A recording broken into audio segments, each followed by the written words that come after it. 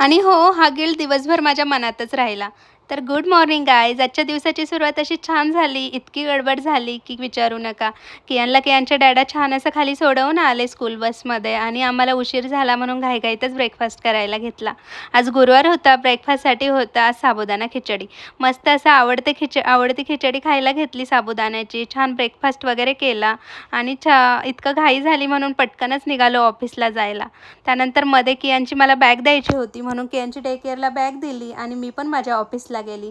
आणि सांगायचं असं की कोणता गिल्ट, तर तो हा गिल्ट म्हणजे कियानला थोडी सर्दी खोकला झाला आहे आणि त्याला आज मँगो पाहिजे होते खायला, बट मी ते दिले नाही कारण की आणखीन होईल आंबट वगैरे असल्यामुळे, म्हणून मी त्याला दिले नाही. आणि हा गिल्ट दिवसभर माझ्या मनात होता मी की त्याला त्याचं फेवरेट जे फ्रूट आहे ते दिलं नाही आणि दुसरं काही दिलं उठल्यानंतर खायला. पण दिवसभर हाच गिल्ट माझ्या मनात होता.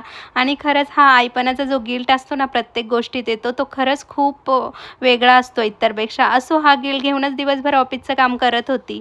त्यानंतर दुपारी जेवण वगैरे झालं आणि बाहेर गेलो थोडंसं वॉकिंगला आणि या झाडावर हे घरटे बांधले आणि त्या पक्ष्यांनी किती मेहनतीने बांधले असेल, यासाठी किती कष्ट स्ट्रगल केलं असेल हे आठवलं.